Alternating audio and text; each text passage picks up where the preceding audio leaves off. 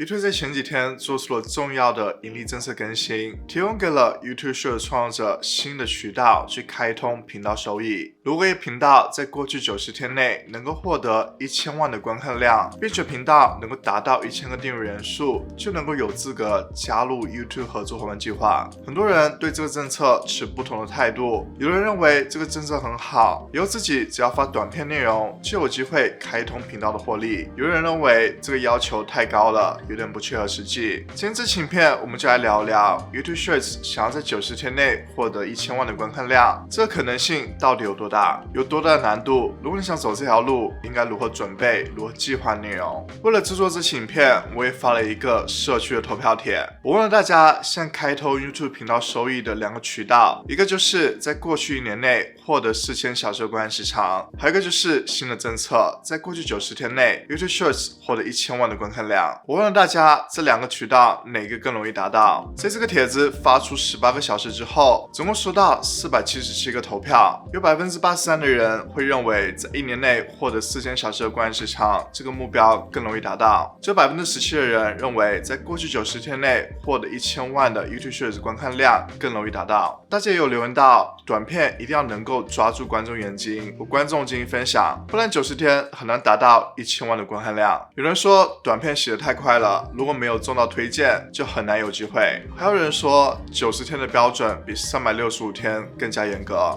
看来大部分人认为想要在90天内获得 YouTube Shorts 1000万的观看量是比较有难度的。其实我们可以计算一下，如果说在这90天内你每天发布一个 YouTube Shorts， 那么为了满足1000万的观看量，你每天的短片观看量就要获得111000的观看量。如果你打算每天发2部 YouTube Shorts， 那么你每天每部 YouTube Shorts 就要获得55000次的观看量。如果你打算每天发3部 YouTube Shorts， 那么你每天每部 YouTube Shorts 就要获得37000次的观看量。我知道很多人已经发了 YouTube Shorts， 但是在你们发的 YouTube Shorts 里面，有多少部 YouTube Shorts 是有上万的观看次数的？大家可以在评论区告诉我，你们发的 YouTube Shorts 里面最高的观看量到底有多少？我在前一段时间也有经常发 YouTube Shorts， 但是他们的表现都非常一般，最高的观看量也在几千次左右。这就是为什么有很多人会认为这个新的标准会比1年内获得4000小时的观看时长更加有难度，因为这就要求你要在短时间内一定要制作爆款的短片内容，不然就完全没有可能。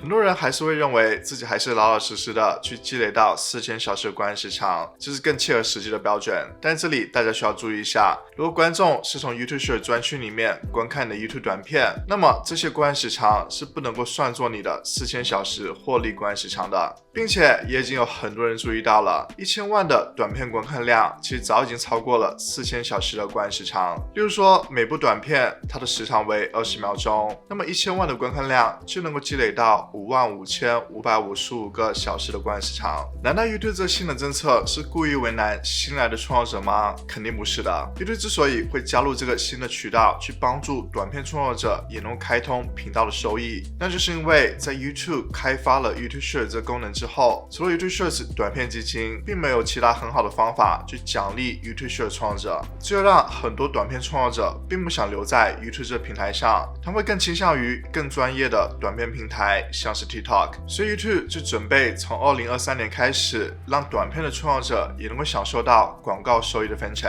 YouTube 之所以会制定这个标准，在90天内获得1000万的短片观看量，肯定是在过去的1年多时间里面，所有的这些大数据的分析，有哪些短片的创作者能够获得高额的奖励基金，他们的观看量到底有多少，并且需要平衡长片的创作者，因为他们的目标就是在1年内获得4000小时的观看时长。如果 YouTube 把新的标准制定的太容易了，那么就会导致新来的创作者并不想制作长片的内容，他们就会专门制作短片内容，并且在之后从短片上获得广告收益，这就会让 YouTube 的整个生态失去平衡。所以我认为 YouTube 制定这个新的标准肯定是经过多方面长时间的考虑，大家应该调整好心态。既然这个新的标准出来了，我们就需要去想想我们是否要走这条路？如果打算走这条路，应该如何计划？距离2023年还有几个月的时间，我建议大家在这段时间内多去看看短片，去研究一下那些爆款的短片是如何制作的，他们有什么共同点，然后去模仿他们制作你的 YouTube Shorts。可能在开始的时候不能够让你立马制作出爆款的短片，但是你做出来的短片一定会有不错的观看量。这里我大家分享一下，想要制作好 YouTube Shorts， 你应该重视3个方面。第一个就是你的针对观众，你要知道你制作出来的短片会有什么样的观众喜欢观看，他们为什么会喜欢观看你的短片，他们的兴趣点是哪里，根据这些去计划你的短片内容，就能够很容易的抓住观众的兴趣点。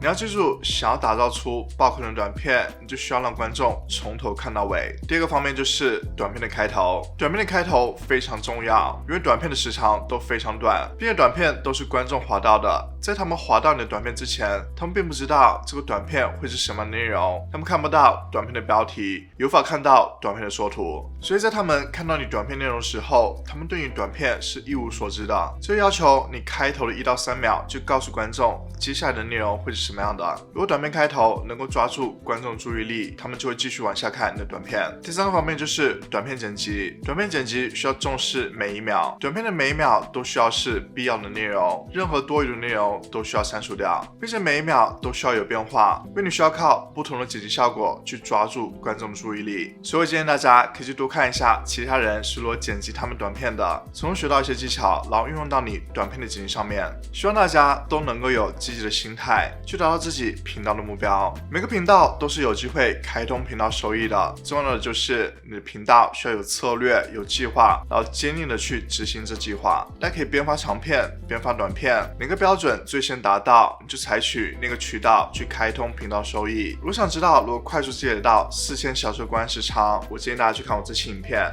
如果你觉得这期影片对你有帮助，欢迎你赞，并且关注我的 IG 了解我的最新动态，在底下描述栏也能够找到很多精华使用工具。那么下次再见，拜拜。